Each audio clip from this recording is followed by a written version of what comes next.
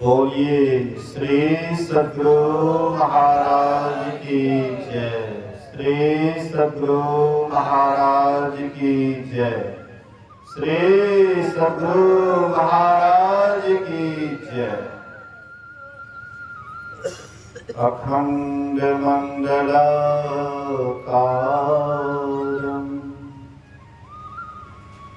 ज्ञातं येन चराचरं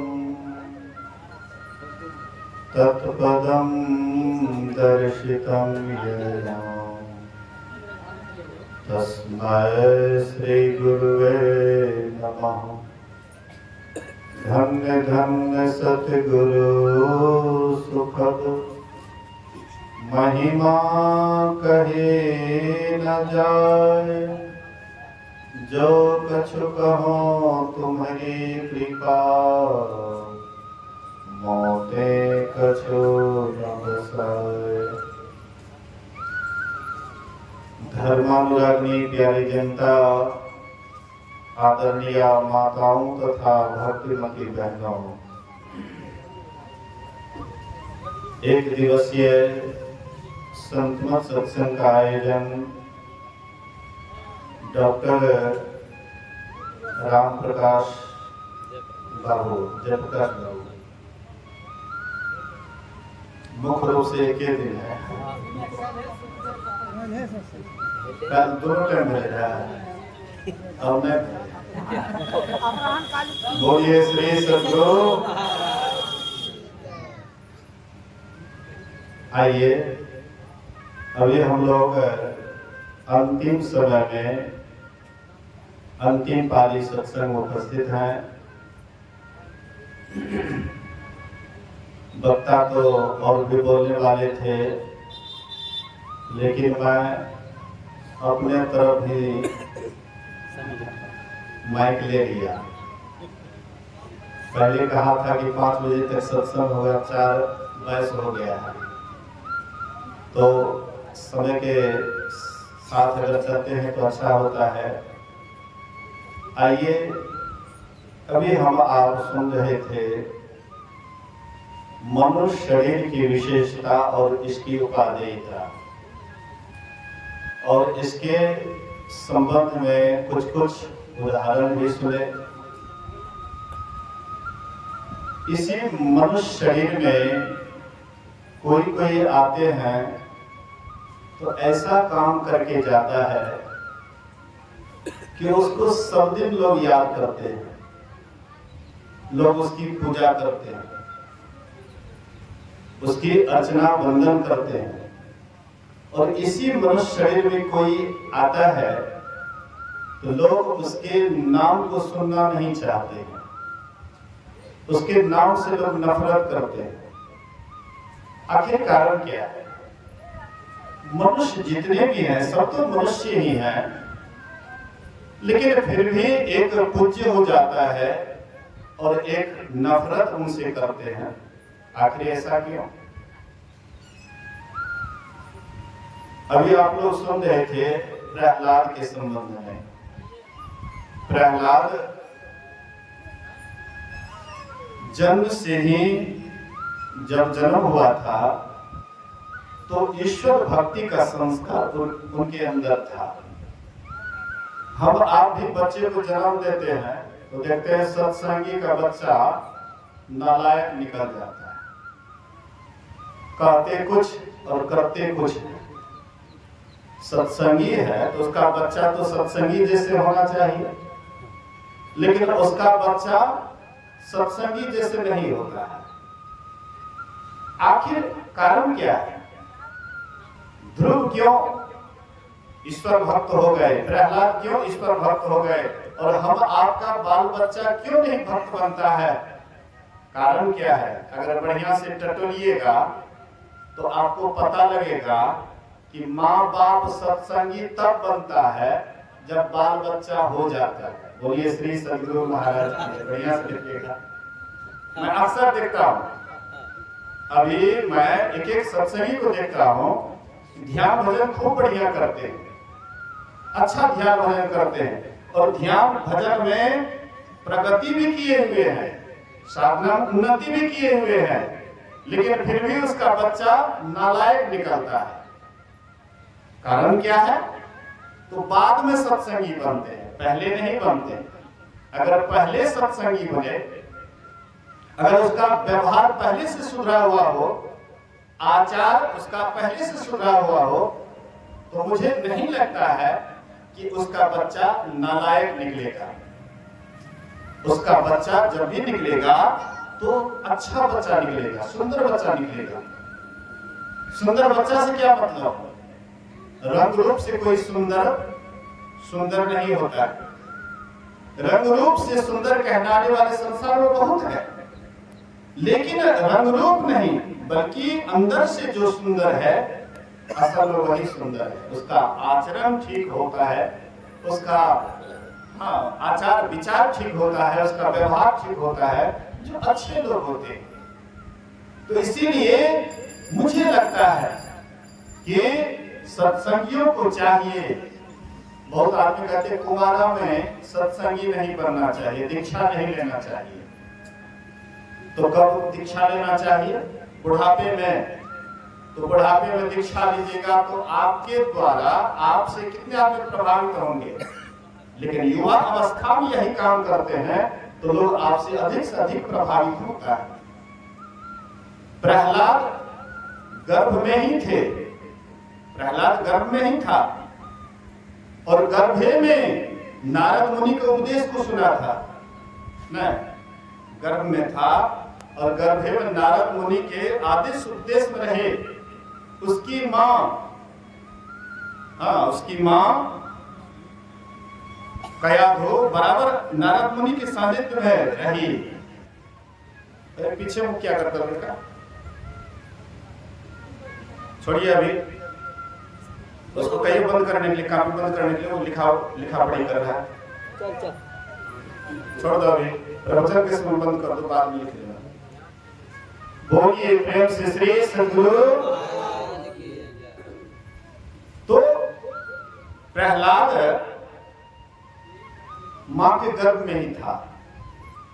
अब मां बहुत गौर से सत्संग सुनी थी। देखिए, लोग ऐसे भगवान को नहीं मानते हैं। जब कष्ट होता है, दुख होता है, तब भगवान को ज्यादा मानते हैं। कयाधो उस समय विपत्ति में थी, दुख में थी न। कोई देवता अपहरण करके ले जा रहा था, रास्ते में नारद बाबा मिल गए। नारद बाबा कहते, ये घृणित काम तुम क्यों करते हो? तो वे कहते हैं कि दानव का संतान इसमें पल रहा है, इनसे जो होगा तो वो भी दानव होगा। हिरण्यकशिपु से हम लोग ऐसे ही परेशान हैं, और उसका जो संतान होगा तो वो भी हम लोगों को परेशान करेगा, इसलिए इसको खत्म कर देते हैं। तो नारद मुनि कहते हैं कि इसकी चिंता छोड़ दो तुम, कयाधो को मेरे सानिध्य में रहने दो, मेरे पास रहेगी, मैं ध्यान करूंगा ये भी ध्यान करेगी, मैं स्तुति करूंगा ये भी स्तुति करेगी, मैं प्रार्थना करूंगा ये भी प्रार्थना करेगी। तो भयभीत होकर के डर से नारद मुनि के पास रहे, और बड़ा गौर से नारद मुनि की बात को सुनी। उसका प्रभाव बच्चा पर पड़ा, और प्रहलाद इतना उसको विश्वास था, इतना विश्वास था कि हम आपको थोड़ा सा भी अगर कोई कष्ट देने लगे तो तुरंत धर्म तरम को छोड़ दीजिएगा, कहिएगा कि नहीं इससे बढ़िया है कि इसको छोड़िए देने देता। थोड़ा सा कष्ट होगा तुरंत छोड़ दीजिएगा। नहीं देखते हैं सत्संगी सबको, कुछ दिन खूब ध्यान भजन करते हैं और थोड़ा सा भी दिक्कत परेशानी होता, देख लिए तो गुरु महाराज के कहाँ से शक्ति, देख लिए जहिया से सत्संगी बोलिए कोनो उन्नति नहीं भेले, कोनो उन्नति नहीं भेले, की करबे क्या कर, ऐसे बढ़िया पहलू के ठीक छे। हाँ वह ना मिट्टी के तुम्हा के सब दिन निपट रहो, पान फूल चढ़बे रहो। ऐसे अगाड़ी के ज्ञान, इससे आगे का ज्ञान हम समझ नहीं पाते। हम सोचते हैं कि हम सत्संगी बने हैं तो हमको खूब धन दौलत उमड़ने लगे, कोई बीमार नहीं पड़े, किसी की मृत्यु नहीं हो, ये कोई बात है क्या? अरे आप सत्संगी बने तो किस लिए सत्संगी बने? धन दौलत के लिए? अरे धन दौलत के लिए काहे के लिए सत्संगी बनते हैं? धन दौलत कमाना है तो झूठ फूस का व्यापारी कीजिए, खूब ज्यादा धन होगा। देख लीजिए संसार में जो जितना झूठ फूस बोलता है उनके पास में उतना ही धन दौलत है। न देखते हैं आप धन दौलत के लिए आए सत्संग में, अब गलत जगह आ गया, आपको कोई और जगह जाना चाहिए। अगर आप चाहते हैं आत्म उन्नति, अगर आत्म शांति चाहते हैं, तब आपके लिए जगह है। आपको क्यों चाहिए आत्म उन्नति? आप क्यों शांति चाहते हैं? इसलिए कि सब अशांत है, सभी अशांत है। जाकर के देखिए पूरे संसार में, पूरा घूम करके आइए, पूरा दुनिया अशांत है। तो अशांत है तो इसका मतलब कहीं शांति भी है, इसलिए अशांति है। शांति, अशांति का उल्टा शांति। तो अशांति है तो शांति भी है। और अशांत हम कहां से होते हैं? अंदर से अशांत होते हैं, बाहर से अशांत नहीं होते, अंदर से अशांत होते हैं। अगर अशांति अंदर में है तो शांति भी अंदर में ही है। इसीलिए संत महापुरुष कहते हैं कि बाहर में कहीं भी जाओ, धन संपत्ति से क्या तुम सोचते हो शांति मिल जाएगी? जिनके पास में धन दौलत है जाकर के पूछिए तो उनको शांति मिल गई है। हाँ, जो ईश्वर भक्ति करते हैं, जो ईश्वर भक्ति में सराबोर रहते हैं, दिन रात लवलीन रहते हैं, तब तो वे राजा भी हैं तो पर भी अंदर से एकदम शांत हैं।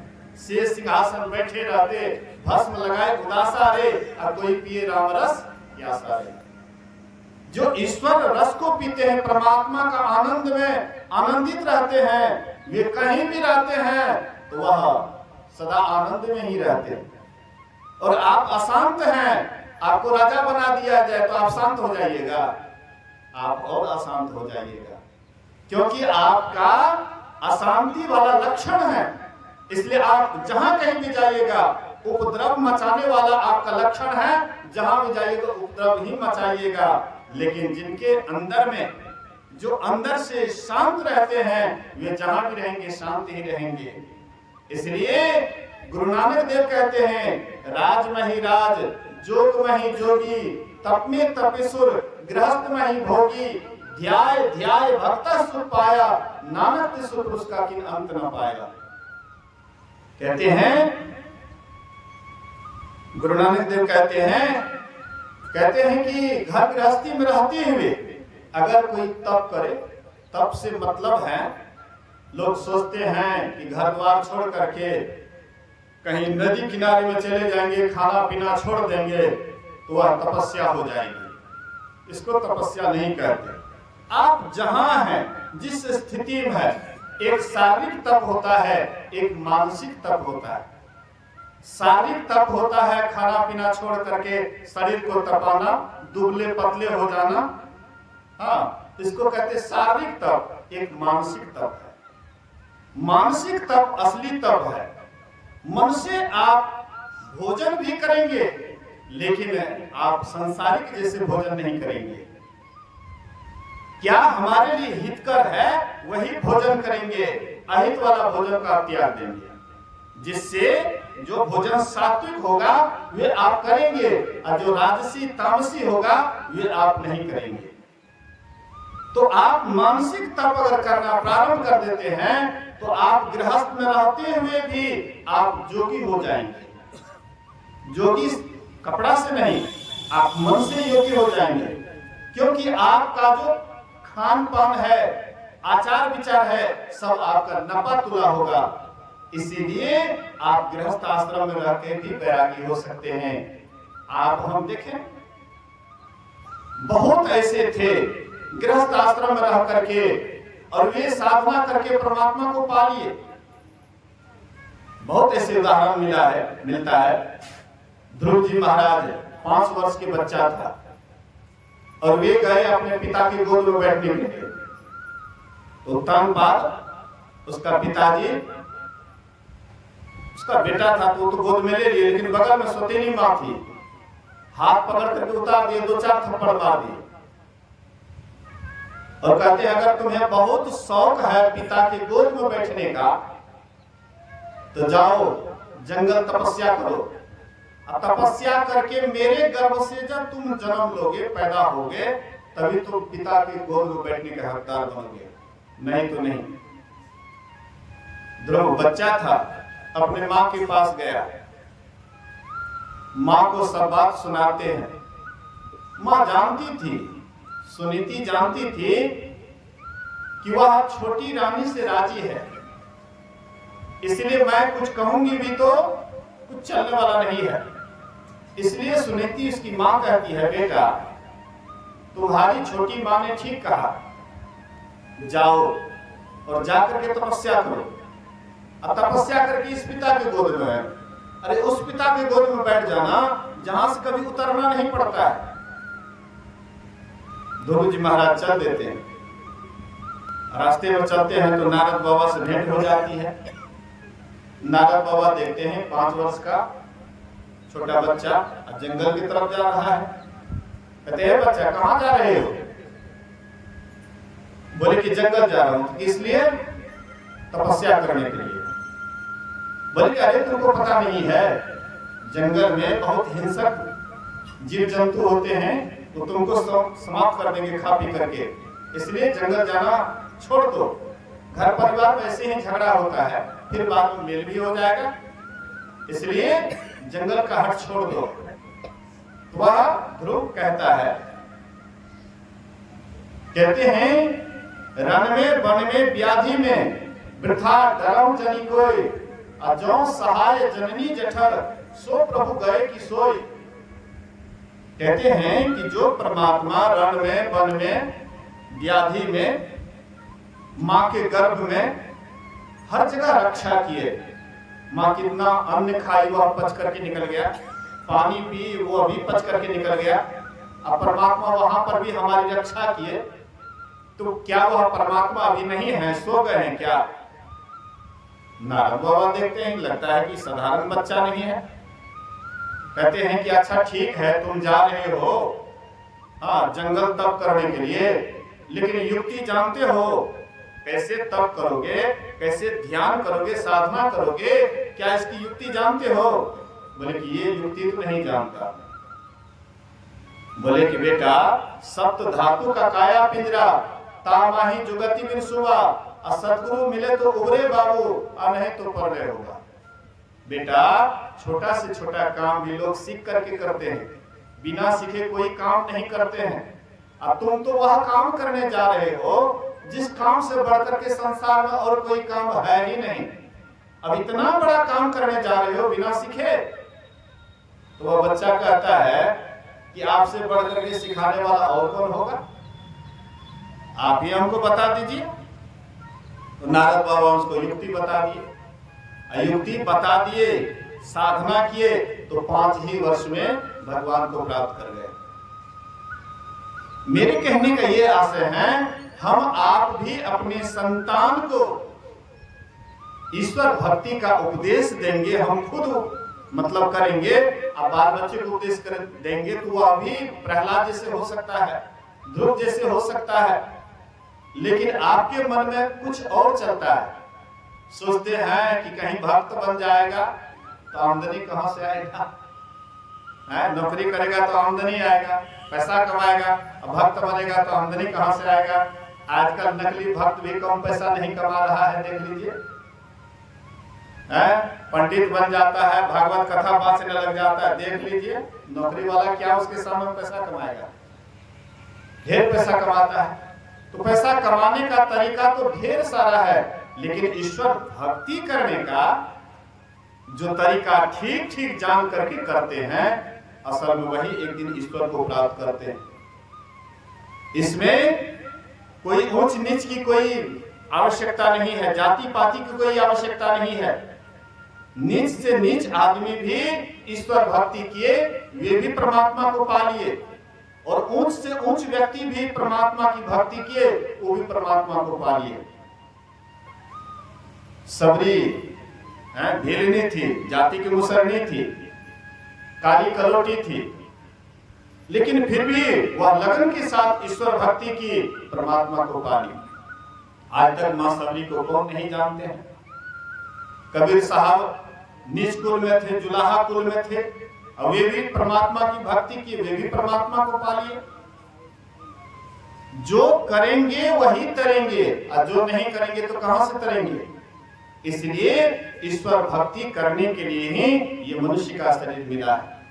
मनुष्य शरीर में आकर के जो ईश्वर भक्ति नहीं करते हैं, वो समझ जाइए काल ही, कर्म ही, ईश्वर ही मिथ्या दोष लगा है। ये काल को दोष देते, समय को दोष देते हैं कि हमारे पास में समय नहीं मिला, इसलिए हम भगवान की भक्ति नहीं किए। समय का आप चाहे सदुपयोग कीजिए या दुरुपयोग कीजिए, समय आपको कभी भी मना नहीं करता है। भगवान कृष्ण कहते हैं कि हे अर्जुन, तुम कर्म करने में स्वतंत्र हो, चाहे तुम अच्छा कर्म करो या बुरा कर्म करो, तुम उसमें स्वतंत्र हो, लेकिन फल लेने में स्वतंत्र नहीं हो। अगर हम लोगों को परमात्मा फल लेने के लिए स्वतंत्र कर देते तो कर्म तो हम लोग उल्टा पुल्टा करवे करते हैं, गलत सलत करवे करते हैं, लेकिन फल लेने की बारी होती तो बढ़िया बढ़िया फल चुन कर ले लेते। एक राजा साहब था, बोलिए श्री सद्गुरु। एक राजा साहब था, उनको 3 मंत्री था। तीनों मंत्री से कहते हैं राजा कि जाओ बगीचा, हाँ, और बगीचा से फल चुन करके एक एक बोरा लेकर के आओ। एक मंत्री जाता है, उनके मन में होता है कि राजा का दिमाग सठिया गया, हम मंत्री हैं, हमारा काम दरबारी करना है कि यहाँ पर फल बिछना है। क्या करते हैं, तो सड़ा गला फल, जितना भी अगल बगल में सड़ा गला गिरा हुआ था, सड़ा गला फल ला करके बोरा भर लिया, लेकर के आ गए। दूसरा मंत्री जाता है, कुछ अच्छा कुछ खराब, राजा कहा है तो चलो कुछ कर देते हैं, तो कुछ अच्छा कुछ खराब फल लेकर के गए। तीसरा मंत्री जाता है, मन में सोचता है कि हम राजा के नौकर हैं, चाहे पद कोई भी क्यों नहीं हो, लेकिन हम उसकी नौकरी करते हैं और उनके आज्ञा का पालन करना हमारा धर्म है। वे जाते हैं, सुंदर सुंदर पका पका फल, खूब सुंदर सुंदर फल बोरा में चुन करके ले लेते, बोरा भर के आ जाते हैं। राजा साहब कहते हैं कि तीनों मंत्री को 3 कमरा में बंद कर दो और बाहर से ताला मार दो, हाँ, कुछ दिन तक इसको भोजन वोजन नहीं देना, यही फल खा करके रहेगा। तो जिसका जो सुंदर सुंदर फल चुना था, उसका जीवन खूब बढ़िया से बीता, और जो कुछ अच्छा खराब चुना था, उसका किसी तरह से बीता, और जो सड़ा गला था फल चुना था, वो कितना दिन तक टिकेगा, तो हम ही दिनों में दम तोड़ दिया। तो हम आप भी परमात्मा रूपी राजा, हम आपको भी संसार में भेजे, और हम आप भी 3 तरह के मंत्री हैं। एक वह जो जन्म लेता है और उसी समय से परमात्मा की भक्ति करने में लग जाता है। नहीं, चारों ऋषि सनक सनातन, सनक सनंदन सनातन सनत कुमार जन्म लिए, अब 5 ही वर्ष के थे या चले गए तपस्या करने के लिए, वहां से आए तो फिर सब दिन सत्संग ध्यान में उसका जीवन बीता। ऐसे बहुत सारे हैं कि जन्म से ही ईश्वर भक्ति करना आरंभ कर देते हैं, ना तो पाप के तरफ जाते हैं ना पुण्य के तरफ जाते हैं, केवल परमात्मा के भक्ति में ही दिन रात लगे रहते हैं। वह पापों से अछूता रह जाता है। जो पापों से अछूता रह जाता है, ना उसको स्वर्ग जाना पड़ता है ना उसको नरक जाना पड़ता है, वह कभी भी जाते हैं तो परमात्मा को पा करके सदा के लिए कृतकृत हो जाते हैं और ईश्वर को पा लेते हैं, मोक्ष पा लेते हैं, फिर आवागमन उसको नहीं होता है। वह है पहला मंत्री जो सुंदर सुंदर फल चुना और जिसका जीवन आनंद से बीता। जो ईश्वर भक्ति करते हैं उसका जीवन बड़ा आनंद से बीतता है। और दूसरा, घर गृहस्थी में रह करके की करबे बाबा, कंटा छूट फूस नहीं बोलबे ते गृहस्थी में नहीं छे पेट भरे वाला, 2-4 बाल बच्चा छे बाबा, हाँ की करे छी सत्संग में आबे छी, कभी कभी झूठो फूस बोले पड़े छे त हाँ काम चलावे के लिए बोल ले छी, की करबे बाबा, कलयुग में छिए। तो रामो राम सरकारियों काम, कभी पाप भी कर लेते, कभी पुण्य भी कर लेते हैं, कभी सत्संग में चले जाते हैं, कभी कभी और काम में भी चले जाते हैं। कहने का मतलब है पाप और पुण्य दोनों मिला जुला करके कर्म करते हैं तो कुछ सड़ा गला फल भी चुनते हैं, कुछ बढ़िया फल भी चुनते हैं, तो जैसे तैसे जीवन बीतता है। लेकिन जो जन्म लेते हैं और जन्म से जो पाप प्रारंभ करते हैं, मरण तक पाप में ही जिसका जीवन बीतता है, तो वह जीवन भर सड़ा गला फल चुनता है। उसके बाद परमात्मा रूपी राजा उसको फिर मनुष्य शरीर रूपी अवसर नहीं देता। वे 84 लाख योनियों में चले जाते हैं। हाँ, देख लीजिए 84 लाख योनियों में कितना कितना दुख है। भगवान श्री राम कहते हैं आकर 4 लक्ष 84 जोनि भ्रमत यह जीवे अविनाशी, फिरत सदा माया कर प्रेरा, काल कर्म स्वभाव गुण घेरा। 4 खानियां हैं और 84 लाख योनियां हैं इसमें।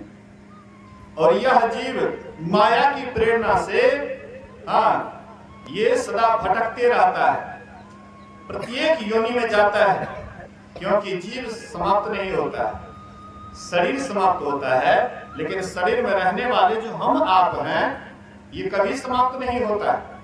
कर्म के अनुसार 84 लाख योनियों का चक्कर लगा रहा था। परमात्मा को दया आ जाती है, आहा ये जीव बड़ा कष्ट में है, बड़ा दुख में है, एक बार इसको मौका दिया जाए, अवसर दिया जाए। अवसर बीते मन पछतई है, अवसर बीते। मनुष्य शरीर क्या है? अवसर है। आज जब इसको चुक जाइएगा, ये अवसर को अगर आप ऐसे ही व्यर्थ गवा दीजिएगा, तो फिर आप बुढ़ापे में पश्चाताप करके शरीर छोड़िएगा। लेकिन पश्चाताप करने से क्या लाभ होगा? आप खेत में बीज बो दिए और कभी खेत का देख रेख करने के लिए नहीं गए, चिड़िया चुनमुन सब चुन चुन करके आपका जो बीज था सब खा गया। अब बाद में आप गए खेत पर और जाकर के खूब आंसू बहा रहे हैं कि कितना कीमती बीज लाया था, सब चिड़िया एक एक करके चुन करके खा लिया, अब क्या फसल होगा? तो फिर रोने से कोई फायदा होगा? जब आपके पास में समय था देखरेख करने का, आप देखरेख नहीं किए, अब बाद में जाते हैं आप रोने के लिए। वैसे ही जब आपको समय मिलता है, युवा अवस्था मिलती है, तब आप परमात्मा की भक्ति नहीं करते हैं। और जब बुढ़ापा आ जाता है तब आंख से आंसू बहाते हैं, हाय मैंने कुछ नहीं किया। तो उस समय में पछताने से आपको क्या लाभ होगा?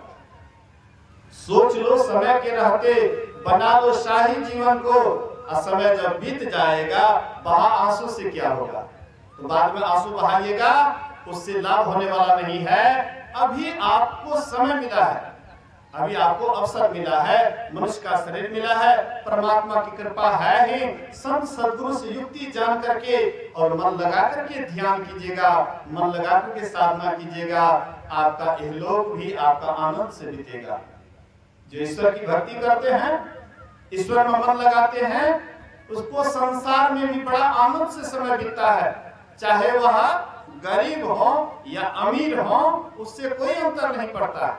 जो ईश्वर भक्ति से अलग थलग रहते हैं, उसका यहाँ पर भी जीवन दिन रात व्यस्त रहता है, अस्त व्यस्त रहता है। यहाँ से जाने के बाद भी वे अशांत ही रहते हैं, अस्त व्यस्त ही रहते हैं। इसलिए यहाँ भी सुख चाहते हैं, परलोक में भी सुख चाहते हैं। ईश्वर भक्ति सब कोई कीजिए, इसी से हमारा जीवन सार्थक और सफल होगा।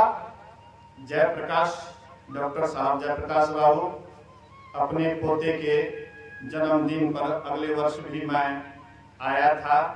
इस बार भी गुरु महाराज की कृपा हुई, इस बार भी मैं आया। वह बच्चा भाग्यशाली है जो कि हम आपको सबको बुला करके एक साथ धर्म काम करवा रहे हैं। अवश्य वह बच्चा बड़भागी है। साथ साथ बच्चे के परिवार के जितने भी सदस्य हैं, ये सब के सब बड़भागी हैं। कम से कम किसी लाभ से सत्संग करवा करके गुरु महाराज का स्मरण किए, ये बहुत बड़ा काम किए।